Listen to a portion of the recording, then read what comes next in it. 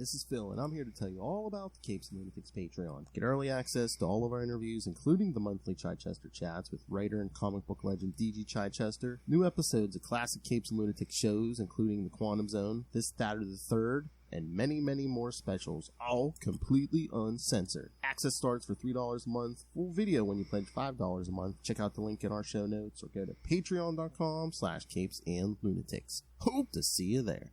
Hi, this is Jeff Johnson. You're listening to the Capes and Lunatics podcast. In brightest day, in blackest night, no evil shall escape my sight. That those who worship evil's might beware my power. GreenLantern's light. There you go. Charge that ring first. Anyway, welcome back to Sector 2814, the Green Lantern podcast. I am Phil. Joining me, as always, the Master of the Core. It is. I am Will. Hey, everyone.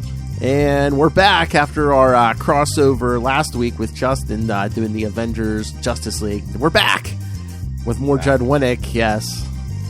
The Black Circle Urban Knights crossover from Green Lantern 162 through 164 and Green Arrow 23 through 25. But enough about that. How about our interview last night? Oh, yes. I can't remember if it's coming out before or after, if it was the same week. But yes, kids, keep your eye out for Capes and Lunatics episode 294 for our interview with upcoming Green Lantern writer Jeremy Adams, who is writing The Flash currently. And he is awesome. That was a hoot. We just got to hear about The Flash. We got to hear about Green Lantern. We got to hear about everything, and it was wonderful. And you should download and listen to the episode on the podcast, but you guys, you have to watch the interview on YouTube, because as Jeremy's talking about, people need to get to know Hal Jordan and, all this stuff. You could just see the drool like coming out of Will's mouth. She's like, yes. I am a happy Hal Jordan fan, or I will be. That's not too much longer. Yeah, not too much longer. And then before then, we'll even hit a certain storyline. Oh! So it's, everything's coming up, Jordan. One thing, wait a second. That's what I said. I think, or I think we're doing Rebirth. It's going to hit the podcast in May. I'm trying to remember we might record it earlier, but it's going to be pretty damn close. Rebirth, and you're going to get an actual Hal Jordan monthly book again. Yes. Well, and we're getting a Green Lantern monthly book again, which is awesome. Yeah. It's been a while. Definitely been a while. But yeah, he was great to talk to, and he's just genuinely wonderful to talk to, and just so excited about what he's doing. So that was great. Yes. Plus, he also worked on the Green Lantern animated series, also, which is truly a wonderful series that should not have been canceled just because the movie sucked and they didn't sell action figures. Exactly. Did you watch Quantum Leap last night after our interview? I watched it tonight before our podcast. Okay. What you think? I think that I was not expecting who they think the mole is. Oh yeah. My wife's like, "What?" Like, wait, what? How is that possible? Okay, cool. Let's go with it. I'm down. Let's go. But just the facility he leaps into. I'm like, I remember when Sam Beckett leaped in somewhere like that, and his memory was he was remembering all the people he leapt into. He was losing himself, and then we haven't got up to that. Oh, okay. I won't spoil it then. It's 30 years old, Phil. You can spoil it. It's okay. Well, no. At the end of the episode, he needs to get electroshock therapy. It was a season finale, so as he's getting shocked, a bolt of lightning hits as he's leaping. Oh, that's the cliffhanger. Yeah. And him and Al switch places. Yeah. Yes, I was waiting for that when it came out. Yeah, I was waiting for that to happen and be like, yeah, that is cool. Very cool. I sort of remember that episode. The one that followed it. I don't necessarily remember the one before it. So, but nice. We haven't talked since the last episode of Picard. Oh yes. Okay, spoilers. Seriously, you don't want to. You want to go into it cold, because what happens is it's very unexpected and very, very. You just don't want to go. You want to go into it cold. Okay. Are you saying because of who shows up? Yes, because of who shows up. Because I didn't think until the episode aired, I didn't think I saw any spoiler headlines or anything about that character showing up. I was like, No. like really? Wow! I'm actually And then surprised what they for did, once. You know, that was, you know, I was like, holy crap, that's literally like a 30-year-old dangling plot line that I always kind of wondered about. Uh-huh. And they just wrapped it up. Nice. Like, okay, cool. Nice. That's right, people. The character did the thing. Yeah. Yeah. This character appeared, and then the thing happened, and then another thing happened, which was not so great, but I understand it. I love the whole thing with I don't think this is a spoiler, but it's like, you know, Picard's like, "Are you a changeling?" It's like, "Are you?" And they just unload their baggage on each other. Yeah. Yeah. Nope, I guess not. No, you're too angry. No, you're not. Yeah. But yeah, no, I've seen more and more people saying it, and I am totally down. I mean, maybe I'm biased because I talked to him, but I'm totally down for a Captain Shaw spinoff on the Titan. Just the dipshit from Chicago. Yes, yes, yes. Please, we Paramount, whoever there, we need to make that happen with friend of the show. This is Todd Stashwick, a.k.a. Captain Liam Shaw of the Starship Titan, and you are listening to Capes and Lunatics. And he is like a huge like Star Trek fan, like the rest of us. So now I just watch the episodes, and every time he runs into another character, I'm like, he's probably like, "Oh my god, I'm interacting," you know.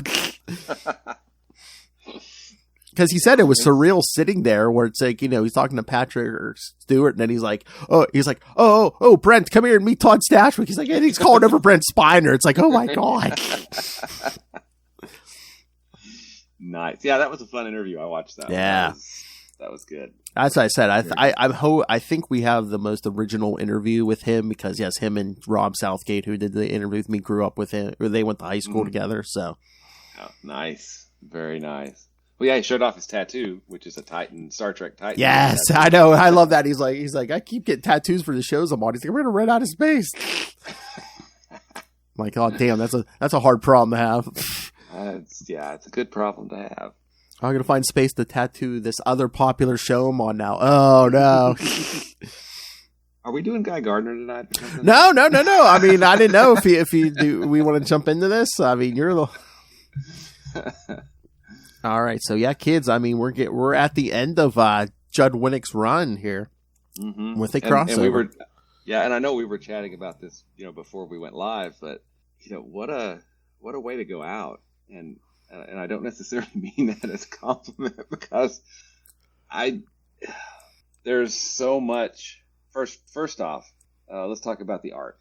I think the art worked really well for the Green Arrow segments because it was dark, it was gritty, it wasn't sleek and sci-fi. It was, you know, gritty because we're talking about drug dealing and, you know, vices and, you know, gun runners and things like that.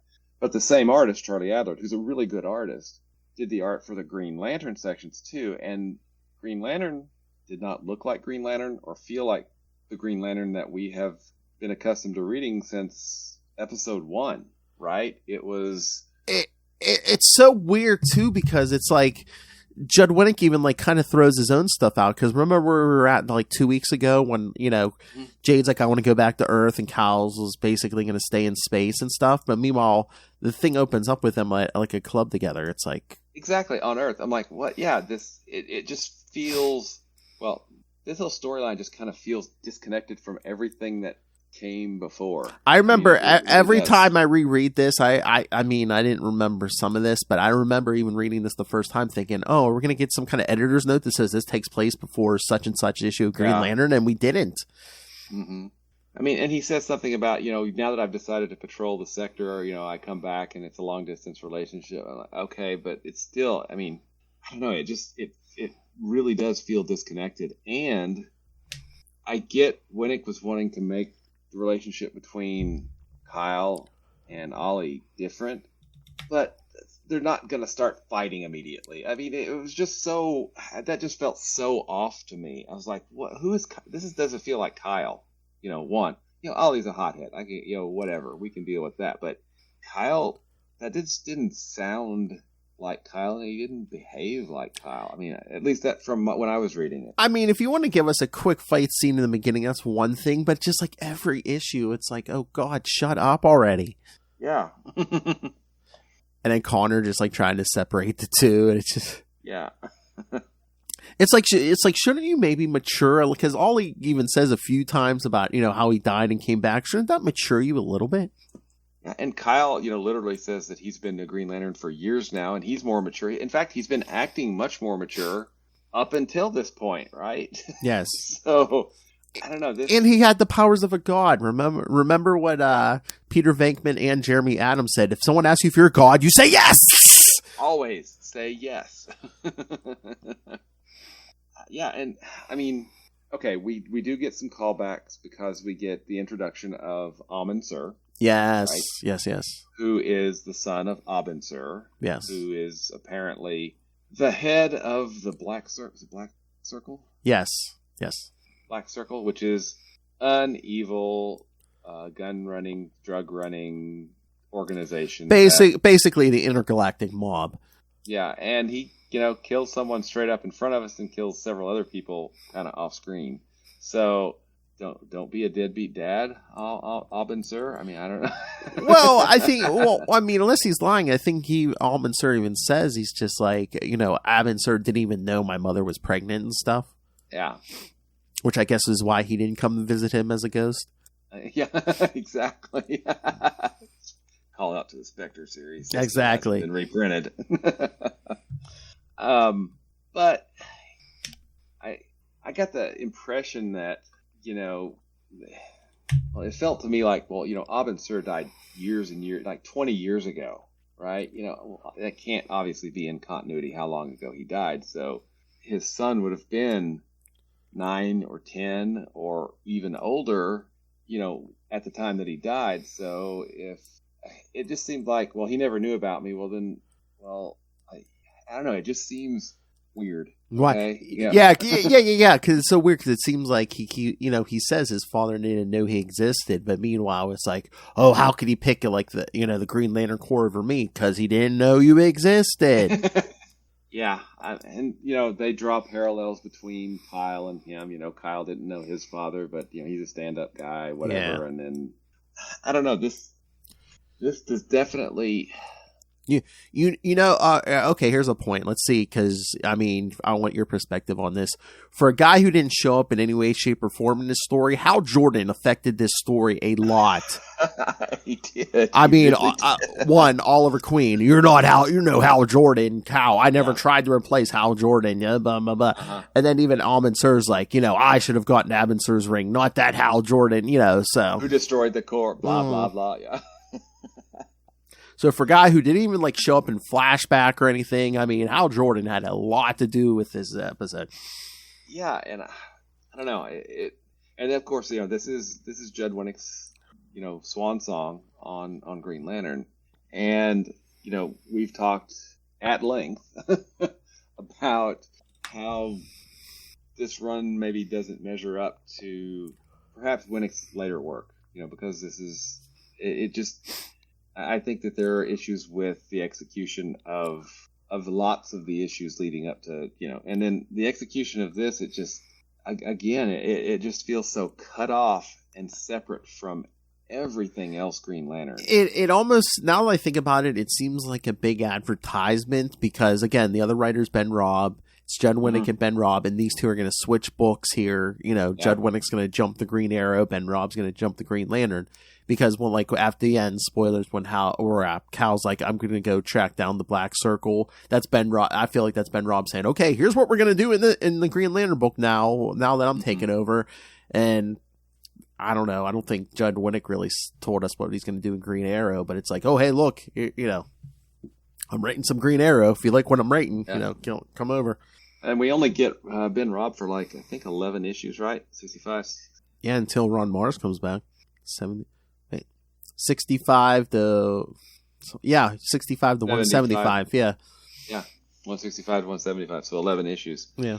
And then we get Ron Mars returning to kind of put a bow and, do a coda to his run essentially. And to Kyle, which, we're going to be we still have not announced our special guest for that episode. We'll have to do that next week. We'll have to do that next week. Okay. Or the week after. Because when is that going to be?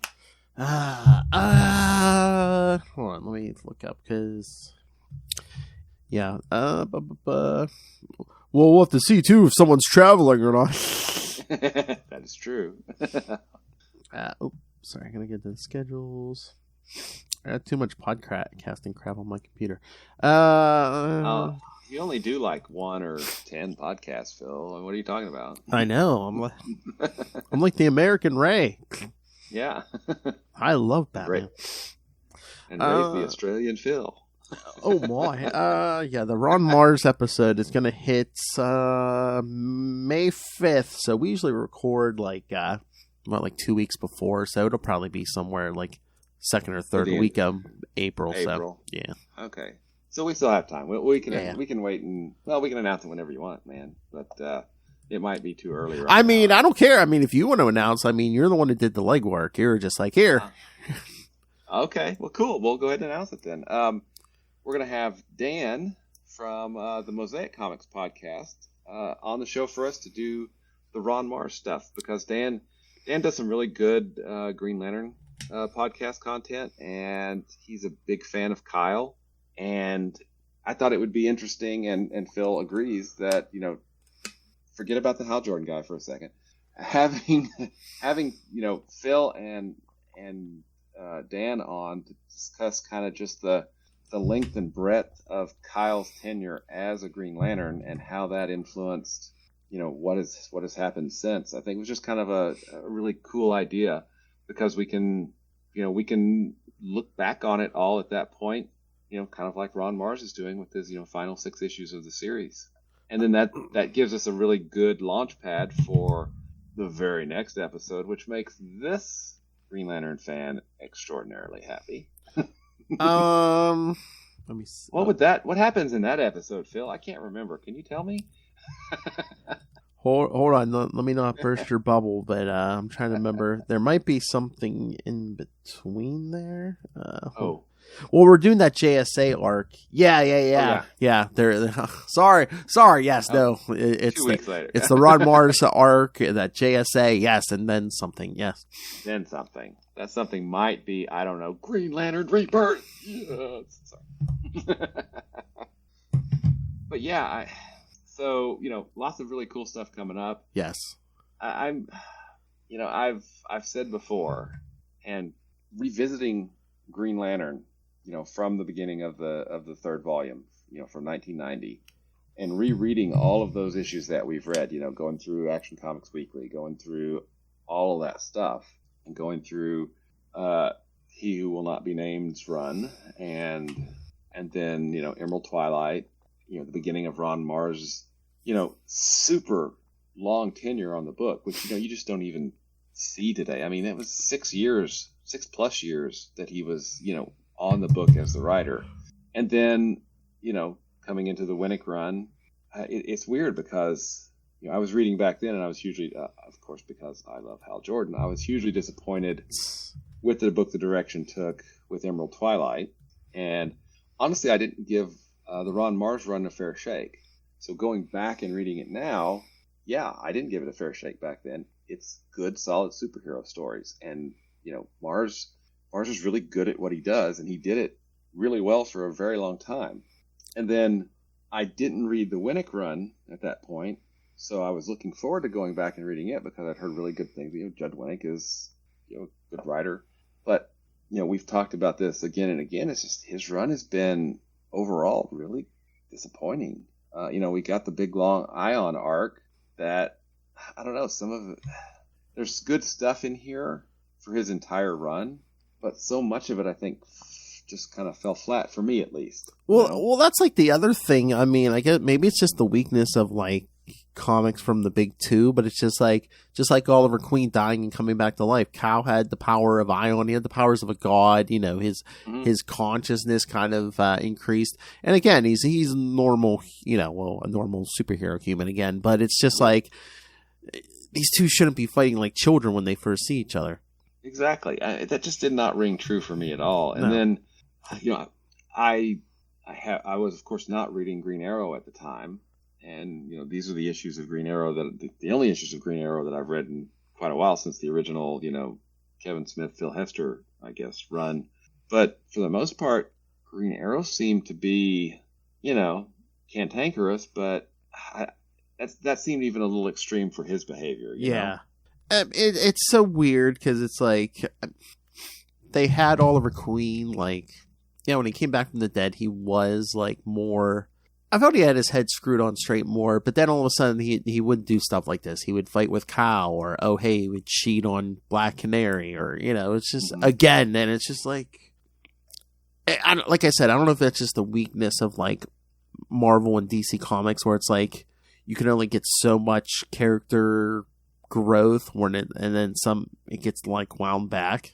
Mm-hmm. Like my biggest pet peeve, the whole Spider-Man marriage thing. Yes. Well, let me ask you this: would this, if you were not a Green Lantern reader at the time, and you picked this book up because you were a Green Arrow reader, would this have made you want to read Green Lantern? I mean, I know that's not a fair question, but I can't. I don't know if I can honestly answer either way, but I know if I read this, if this was my first exposure to Green Lantern, I might be like, "Oh, that guy seems pretty immature." Mm-hmm.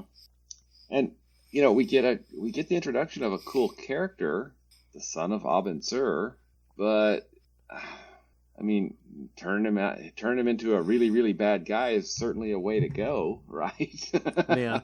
Okay, I got another question. I mean, like towards the end, when like Cal and Oliver are like storming this spaceship and stuff.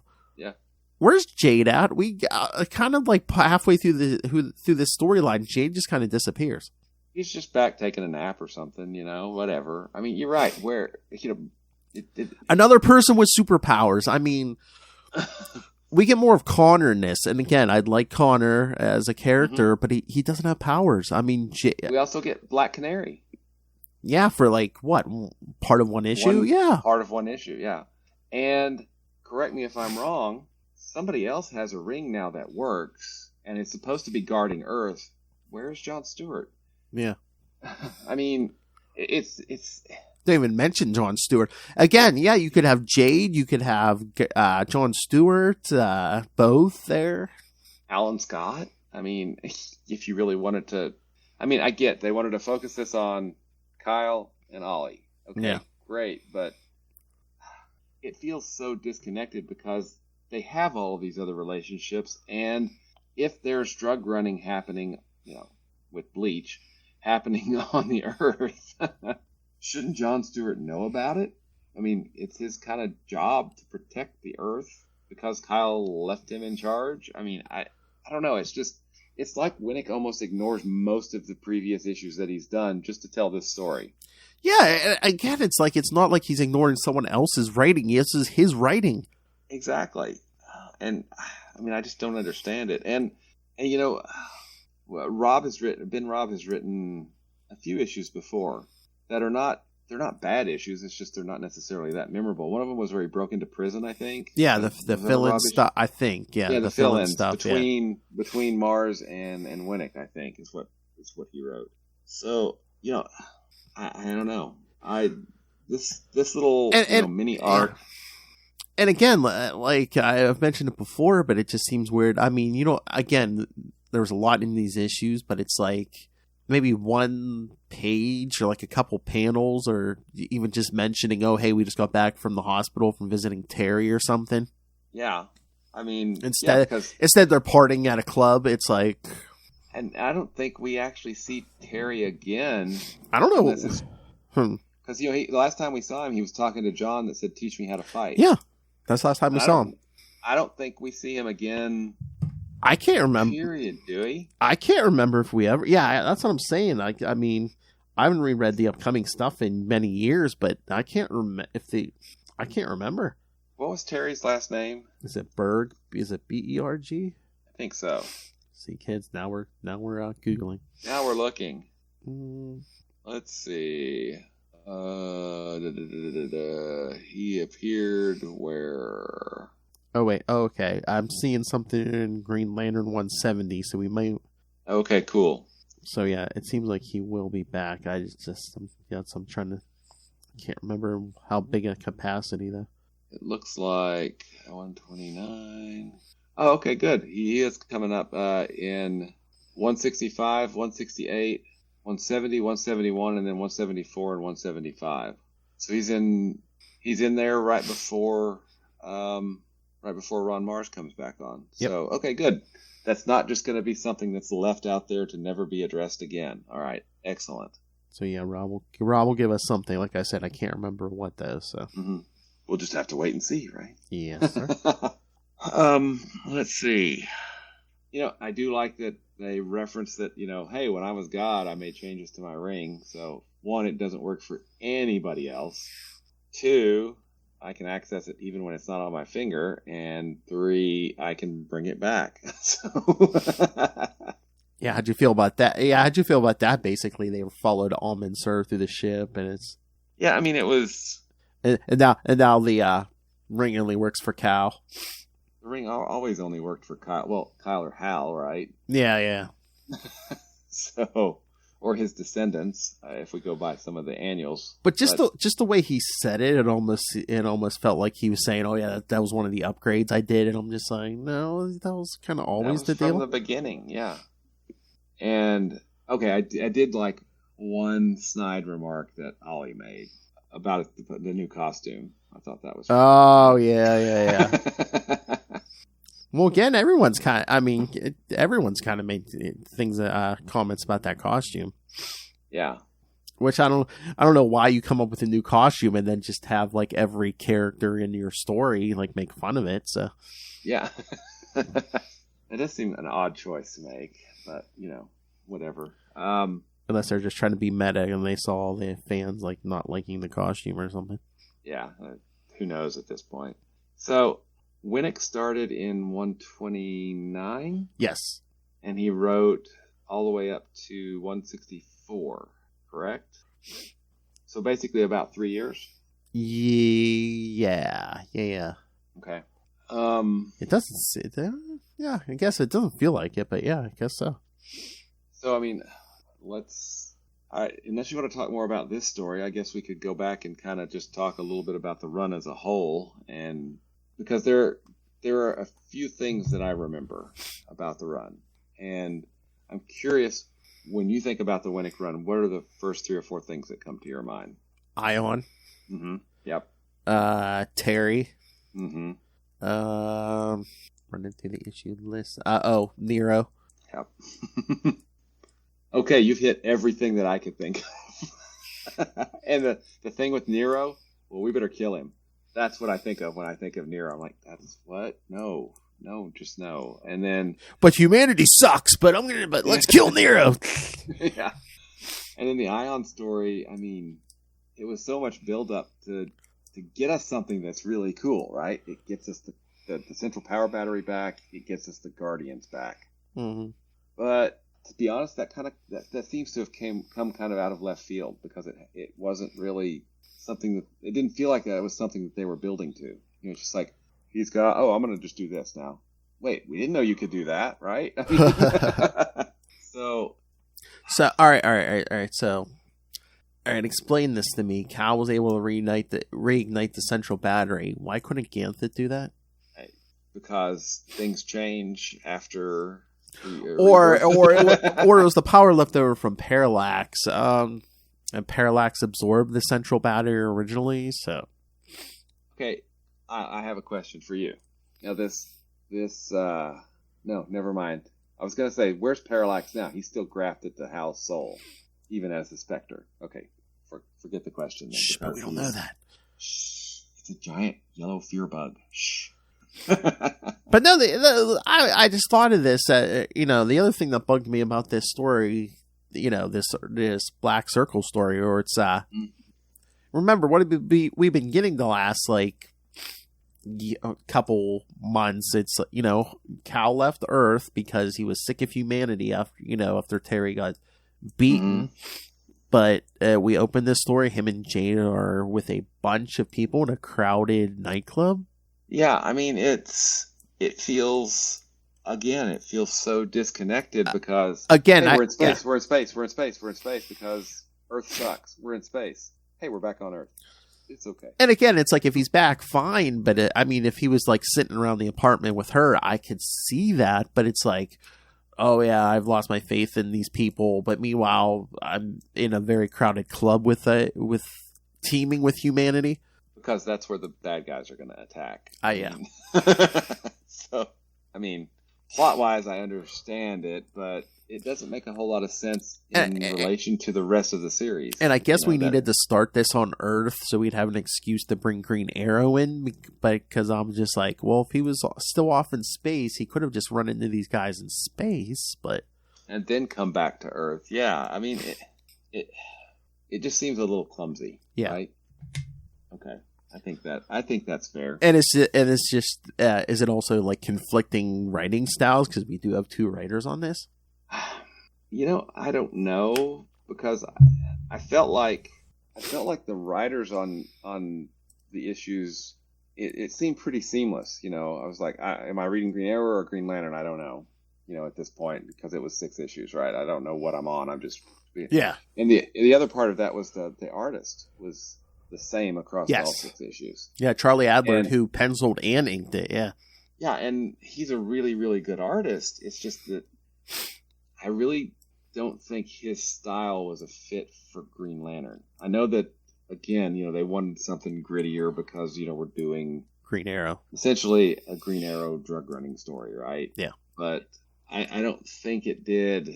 I don't think it did the Green Lantern segments of this crossover any favors, because it didn't feel like a Green Lantern book to me. I mean, and Kyle was using it to make, Amazon women and giant teddy bears and stuff. So it wasn't the way he used the ring. It was just the overall feel of the book. It doesn't have that sleek sci-fi feel that, every issue previous to this has had.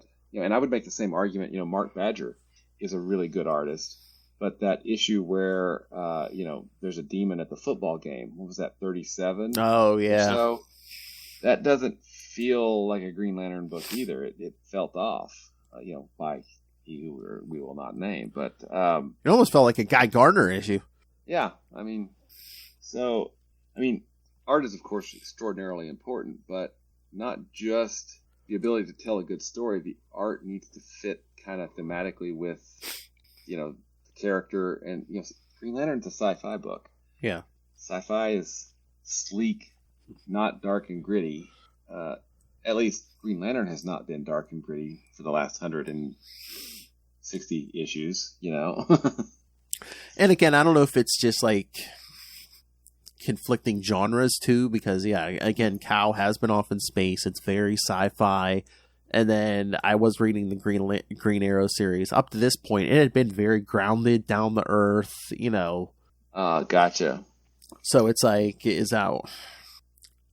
I mean, I guess maybe Ben Robb wanted this because, this is going to jump into space after this, and Cal's going to be going after the Black Circle. But I'm just like, we're always worried about overkill in situations like this, but wouldn't it have been any better if this had just been like an Earth gang running drugs, and they had like a bunch of like metahuman enforcers or something? Or I hadn't thought of it from that angle. But you're right. It didn't really necessarily do, because I hadn't been reading Green Arrow, but if it had been really street level, and suddenly you've got guys with blasters and aliens in it, it didn't really do. We kind of got the worst of both worlds, right? In combining the two, because it was not what we were expecting from a Green Lantern story, and it wasn't what we were expecting from a Green Arrow story. Yeah, at least in the books at that time. So I don't know. Because it started in Green Arrow's book, so tell me if this works. Oliver, and maybe if Connor's with him, they run into this drug Oliver's tracking this drug dealing gang. It's like, I do this every day, but then meanwhile they have like these powerful metahuman enforcers or something, and that's where you get the drama where maybe Connor's like, no, we need to call Cal. This is more Cal's territory, at least with the metahumans. And Oliver's like, no, don't call him. That's where you get that drama and that strife where it's just like, Oliver doesn't want to be calling in Cal, and One, he doesn't want to ask for help, and two, he doesn't want to ask from Hal's successor. And yeah, and how random is it that Amon Sur flies down near Green Arrow while he's taking a day off? I mean, and again, did he do that intentionally? Well, if he does, they don't ever say it. Yeah, I mean, I don't know. There's just this. This hasn't been my favorite. Yeah, my I know. favorite storyline in Green Lantern or Green Arrow for that matter. But that is all he wrote, to coin a phrase, for Judd Winick. And then we get 11 issues of Ben Robb, who, we've seen before on the title doing fill-ins. I'm curious to see what he'll do over an arc, but it's not like he's going to get to do a really long form story here because he only gets 11 issues. And then we get Ron Mars back for the final 6 of the series. Yep. So, but yeah, what is that? 2 or 3 shows dedicated to the Ben Robb issues? 3 episodes. Yeah. Wow, that's not many. No, because that's what I was going to say. Except for that JSA arc, the week before Rebirth, it's straight Green Lantern issues from now until that JSA one. So nice, very nice. Okay, well, let me ask you this: if this was a crossover to boost sales, one, I wonder, did it work? And if it wasn't a crossover to boost sales, but to just have the writers trade titles, was it really worth it? I don't know. Was it? It's so weird because were numbers on Green. I mean, we've talked about this before. Were numbers on Green Lantern down because? I mean, I don't think anything from this crossover continues in Green Arrow. So it's like, oh hey, the watch Cal track down the Black Circle. I got to keep reading Green Lantern. So I mean, it really only seemed to benefit the ongoing Green Lantern book. I mean, like I said, I don't think. Yeah, because there's really, 17 issues left after this. I mean, yeah, that's a year, almost a year and a half, but I wonder if the writing was on the wall at this point. I don't know the answer to that. Again, the sales might be down because, if the writing's not on the wall yet, it's going to be soon where it's like, oh, hey, we're bringing back Hal Jordan. Yeah, and let's, at some point, before issue 181, they reach out to Ron Mars and say, hey, we're canceling the book. Hal Jordan's coming back. Can you do the last 6 issues of the series? So the writing's got to be on the wall within the next several months of the title, I would think. Yeah, I was going to say, I wonder how much notice he had because remember, I mean, they didn't give him much notice before Emerald Twilight, right? I think they were just like, oh yeah, we need. Yeah. So this is a really weird spot for Green Lantern because it's, it feels like the slow end is coming, right? On the book. Uh-huh. And that's a weird place to be, weird place that we've been in recently in that, once Rebirth launches, Green Lantern becomes a top tier title for DC for, a decade, if not more, because they have multiple Green Lantern titles going, Green Lantern, Red Lanterns, New Guardians, Sinestro gets a book, Larfleeze gets a book, there's just a Green Lantern Corps gets a book. And then it kind of, within the last 5 or 6 years, it dwindled down.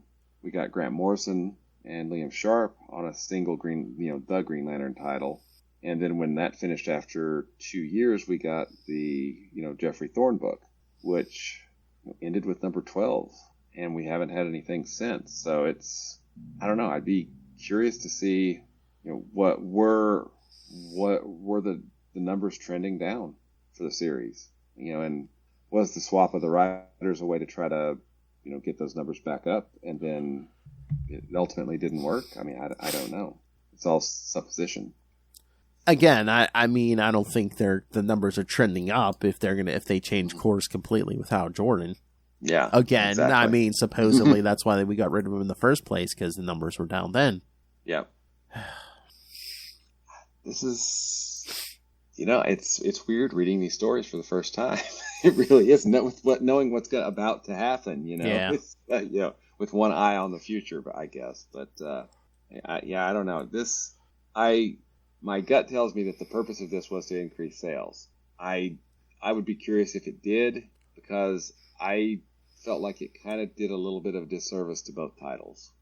Mm-hmm. Yeah, again, like we said, I don't think either main character came off the greatest. Yeah. Well, and, Kyle has the ring, and Amundsen gets the drop on him with a rope. Really? I get the plot required that Green Lantern be saved by Green Arrow. I understand that. But it just seems a really odd way to do it. I don't know. I don't know. I got nothing else on it, man. But he's been Green Lantern for years, Will. I know. He had ion power. Why wouldn't he have a shield around himself? Or, He contained a supernova, but he's about to get killed by a rope. Exactly. Not even a yellow rope, mind No. you. Just a rope. It's not even a special rope. And then the thing, like him and Amundsen, before he knows Amundsen's the villain, they're talking about the ring, and he's talking about his upgrades, and the ring will never fully run out, and Amundsen says something about the 24-hour limit, and Cal says, "Oh, you get it." And I'm like, wait a minute, Cal never had the 24-hour. That's another thing too. I'm like, shouldn't Cal? In the beginning, wasn't Cal like, "Oh yeah, I don't have that problem." Yeah, I don't even need a battery. Cal should have been like, Maybe I do. How? I mean, was that a thing? So Winick wouldn't have to worry about charging the ring. But I'm like, how do you have a permanent charge? I know. It's almost like really making the don't. ring its own battery, or it's like it's its own battery.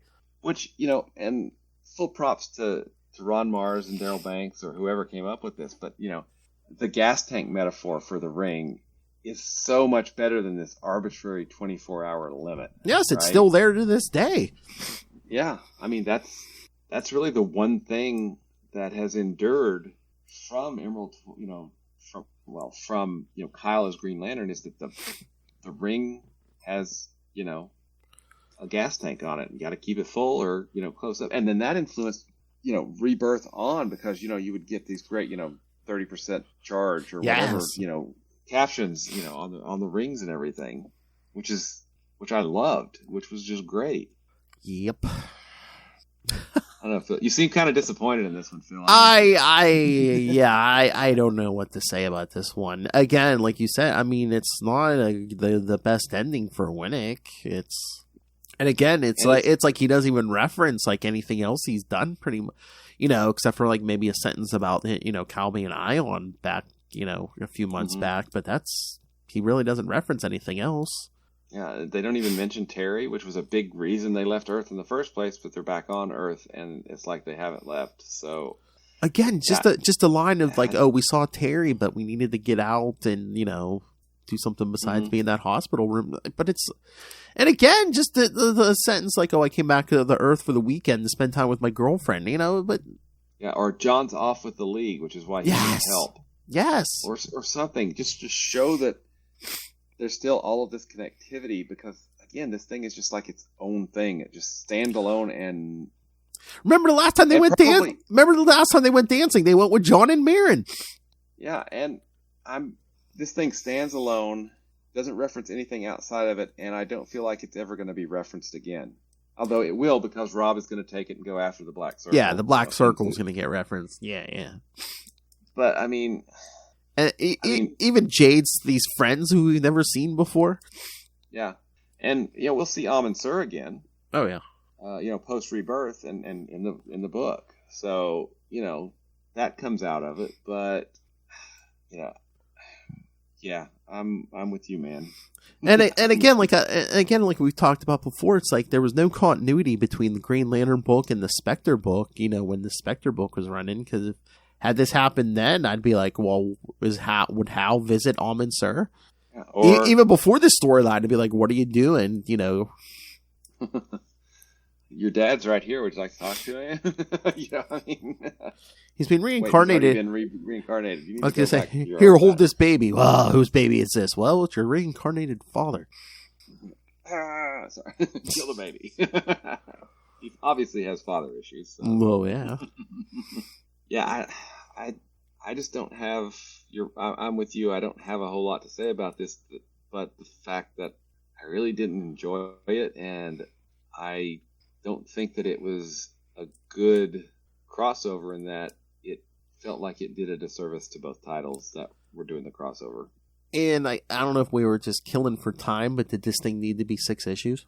Yeah, that was a good point. I mean, honestly... I mean, I guess maybe they wanted even numbers for each side, but you could have done this in 4, right? Yeah, and the fact that it has it's a completely standalone story. The artist did all 6 issues. It kind of has me wondering if it was done much earlier. That's what I'm saying. It had that feel to me of like I was waiting for an editor's note to say, "Oh, this takes place before Green Lantern 153 or 154." You know? Yeah. Okay. Alrighty. Bye. Goodbye, Judd Winick. Yeah. Good luck on newer titles that are now 20 years old, but whatever. Okay, we wish you well. I mean, was it just this storyline, or do you think a lot of his plots and stuff was his run inconsistent, or it was uneven? I think. Okay, really uneven. Yeah, that's a better word. Yeah, uneven. Because I think there's some good things in his run, but then there are some really things that pop into our head, like the Nero thing. That's off the wall. The build up to Ion was handled really slowly at first. Yeah. And then it happened all of a sudden. And then it was done all of a sudden. And we got a new central power battery that... Is anybody using it? I mean, I don't know. We don't really know what happened with that. Yeah, especially since you have a ring that could make duplicates of itself. Why aren't you out there actively recruiting? Yeah, I mean... Or can why isn't John out there actively recruiting? Or Ganthet. Mm-hmm. Well, he's raising the youngins. I guess. Younglings. But... I think that there are some... First off, Terry's story is extraordinarily important at the time that it was released. It was a story that needed to be told. For Winick to tell that story, though, we had to get everything around it, right? Which is the Ion story and this. Yeah. Is it worth it? I think probably, yeah. I mean, I feel like we got mediocre stories to get a really important story for people that needed that story, right? Yeah. And again, it's like I can't remember what Ben Robb does with it going forward, but it's like the Terry stuff. It seems like Winick did it, and then it's like, oh, okay, that happened. Yeah, and we're not. He's barely dealt with it, and then having Kyle run off, that's a choice that he's had the character make. And then it really doesn't help you resolve anything with that story either if your main character's not around that character now. Yeah, because we've seen Terry like a panel or two. Yeah, we've seen Cal visit him via projection, and then he says to John, "Teach me how to fight." Yeah, exactly. So I think not following up on that. Or did Judd Winick think he was going to have more time, but he ran out of time? That's possible too. I mean, who knows? This is comics, right? But yeah, I mean, having that story, in Green Lantern, I think it was important, to just show, this is what people have to deal with. This is what they have to deal with, and I think that's really important. But I feel like it could have used more follow up too. Yeah, because it was just like done, and then boom, we moved on to other stuff. All right, I have a difficult question for you. Al Jordan. No. No, we've done a few Green, Cal has done a couple Green Arrow team-ups. There was, 3 with Connor? Yeah. Mm-hmm. How did this one rank compared to those other ones? This is the worst of the 3. Ooh, nice! I mean... So even the hate crimes one was better than this? I feel like it was because it was like 4 issues, right? It was I think it was 3. There was 1 Green Lantern and 2 Green Arrows. Yeah. Yeah, I think it was more condensed. And it wasn't great by any stretch, but this was 6 issues of... Yeah. I don't know. All the other ones I think were, 3 or 4 issues? Yeah, this was, 6. And the first one I think Mars did, right? Was that the... Yeah, that's the one, remember, where it's like, oh, hey, I'm your father. No, I'm his brother. Yeah, I'm your uncle. I would put that one at the top, hate crimes, and then this one. Then didn't we get another one somewhere in there? Or am I thinking of the hate crimes one? I thought. Oh, the one with the Flash, on the cruise ship. Oh yeah. I still think that was better than this one. Yeah. Oh, then we kind of got another one. Remember when young Hal comes back from the past and teams up with Connor? I kind of remember that it was Emerald Knights, right? Yeah. We only covered the one part. Yeah, but there was like one Green Lantern and one Green Arrow issue. Yeah. Yeah. I mean, I get that the Green Lantern, Green Arrow, Hard Traveling Heroes is this legendary story that writers kind of want to revisit, maybe in some way, or at least reference, or maybe try to add to, or something. But, and I say this with all due respect to Denny O'Neil and Neil Adams, they were groundbreaking for their time. But that time was 50 years ago. Yeah. They have not aged well because comics, the craft of, and I feel like this is more around the writing, has gotten better, in the last 5 decades. Neil Adams is Neil Adams. Okay, I mean, his art is Neil Adams, right? But, there's a certain lack of subtlety to those stories, in Hard Traveling Heroes that was I'm fairly certain done on purpose at the time, because comics had never done anything like that before. But, it's 50 years later, and yeah, we've, been there, done that, got the t-shirt, and, we comics creators, I think, we're standing on the shoulders of those giants and making better stuff now. I don't know if I hope that's not, heretical, but... Yeah, I just think with the Hard Traveling Heroes, I don't know if back then they thought they had they couldn't be subtle, they had to beat people over the head with it. Mm-hmm. Because that hadn't been done before, and it's basically just like, wake up, dummy, look what we're doing, this is important. Mm-hmm. But, it's still talked about 50 years later, so it's important, and it's influenced a lot.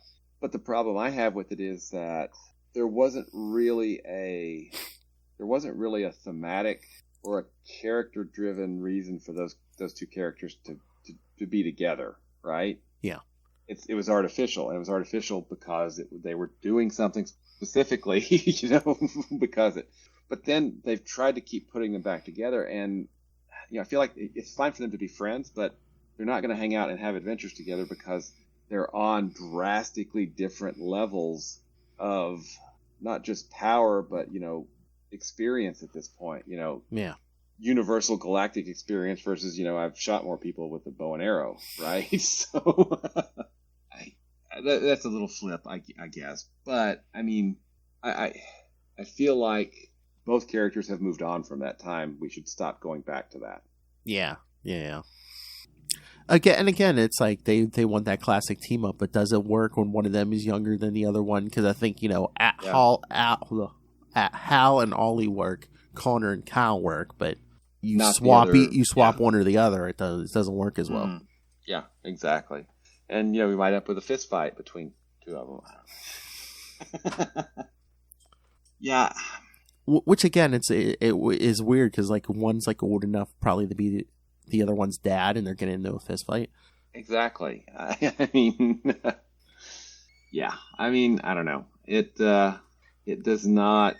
I really think that this crossover didn't do either title any favors. No, or either character any favors either. Again, I don't know if it was just advertising for the writer swap or what, but. Mm-hmm. But that I'm trying to remember because I have the floppies. I read this on the app, but I'm like, I don't think there was ever like even a big announcement in the book. It's like, hey, we're switching, so. Mm-hmm. I'm trying to remember unless they mentioned it in like the letters page or something, but I don't remember any like two page of big Ben, this is coming, and now he's already gone. So. Yeah, I hope I really wanted Winick to succeed, and this to be, and I really would, I wanted Rob to succeed. You don't wish for someone to fail at something. No, especially when you love the franchise, you don't want that. Yeah, exactly. Yeah. Was I happy when Rebirth was announced? You bet, because I love Hal Jordan. But I feel like the death of the title with Kyle, at the head, kind of was like death by 1,000 cuts, right? Yeah. We got this small change, and then this small change. We got a new costume. We got this small change, and this small, and then finally it. And it doesn't help when you take them out into space and you take them out in the JLA book either. Yeah, exactly. Mm-hmm. Which did great things for Jon Stewart. Yeah. Oh, Right? yeah. But it's like, you want Cal to succeed in his book, but all of a sudden, this other place he appears every month too. All of a sudden, you're giving him one less appearance too. So people, it's easier to forget that. Oh, hey, oh yeah.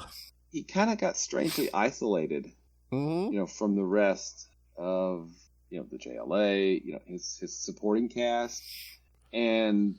Yeah, because off in space, I mean, no Alan, no John really. No Jade. Now. More or less and less Jade. Yeah. And then we weren't really even, we don't see Gant at every issue. We don't see the Young Guardians. We don't see the Zamarans. Sorry, that's a callback to our interview yesterday. We don't see any of that. It's just, it becomes really easy since. If each issue stands alone, it becomes really easy not to get the next issue because, hey, I'm not going to miss anything, right? Because it stands alone. Yeah, now that we mentioned that, I mean, what do they expect when you're literally having your main character just like shouting into a vacuum? Yeah. He is in a vacuum. Exactly. Of space. Yes. Yeah, I don't know. It was a slow, march to the final issue. And I'll be honest, I'm curious to see what Ben Rob's going to do for us, on the title, because I haven't read these issues. And I have not read the final 6 issues by Ron Mars, and I'm genuinely looking forward to those. Oh, you've never read them? Never read them. No. Ooh. So I'm curious. I mean, I feel like, a writer of Mars's caliber will, kind of put a bow on everything he did, and this is, hey, I'm going to condense the core of my run into 6 issues. Here it is. Yeah, I'm interested to I don't remember that whole thing either, but I do remember he brings back one thing from his first run with Cal, and I'm interested to see what you think of it. Okay. And I'm interested to see what I think, because like I said, I can't remember half the context of it either, so. Mm-hmm. Cool. All right, so I think we're done, aren't we? I think we're done. I think we've beat this one to death. Burn it with fire. All right, well, I guess you know where we're going next, kids. Yes, next week we're going to do Green Lantern 165 through 167. Cool. By Ben Robb. Yeah, the first three issues of Ben Robb's. Yep. Then in Do you know who's doing the art on those? Oh, I forget. But it's more a superhero style. Yeah, I think not so. Not just dark, gritty. Okay. Yeah, I'm pretty sure. Sci-fi. Yeah. Gotcha. And then, of course, in 2 weeks, Green Lantern 168 through 170, and then followed by Green Lantern 171 through 175. And then we'll get to the Ron Mars stuff, Green Lantern 176 through 181.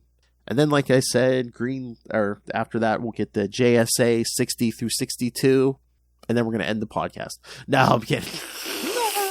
Can you imagine? I'm just like, no, well, I think I'm done after that JSA. Okay, sure, whatever. It's not like there's anything that cool happens, after that, right? No, of course, after that, we'll get the Green Lantern Rebirth, of course. Woohoo! All right, so yeah, kids, send your thoughts. Email us, CapesandLunatics@gmail.com, or call the voicemail 614-382-2737. That's 614-38-CAPES. And remember, you can find all the Capes and Lunatics episodes, social media, merchandise, Patreon, everything at tubespace.io/CapesandLunatics Podcast Network. That's tubespace.io/CapesandLunatics Podcast Network. All right, Mr. Will Allred, where can people master the core, master the quantum zone? Where can people find you and your podcast and your comics work and your love of Hal Jordan? Find me. Yeah, and I love Hal Jordan. You can find me at Wallred, that's at WALLRED, at Gmail and Twitter and all the other social media places, I'm sure, as well. If you'd like to read the comics that I write, you can check out Crossover Division at crossoverdivision.com. The 4th issue has been completely fulfilled, except for those stragglers who still have not filled out their surveys. And we will be launching, tentative plans are to launch April 11th for a Crossover Division Volume 1 Fictions and Other Truths hardcover, which is going to be really cool. But that's the tentative plan right now. And I also write a book called Diary of Night, and you can find out more about it at diaryofnight.com. And Phil's not the only, amazing podcaster that I annoy on a weekly basis. That would be also Kevin Joseph, writer of Tart. We get together every Friday night at 11 p.m. Eastern and welcome some comic book Kickstarter creators into the house and talk to them about their live projects on Kickstarter to promote indie comics on the Kickstarter platform. So that's called Explain Yourself, and you can check that out every Friday night. It's a lot of fun. And finally, obviously you have great taste because you're here listening to us.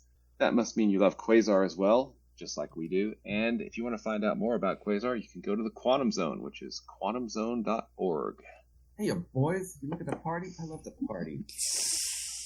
I hope it's going somewhere nice. And of course. I, of course, love Hal Jordan. Of course. Of course. All right, kids. Thank you for joining us again in 1 week. Green Lantern 165 through 167. We're almost there.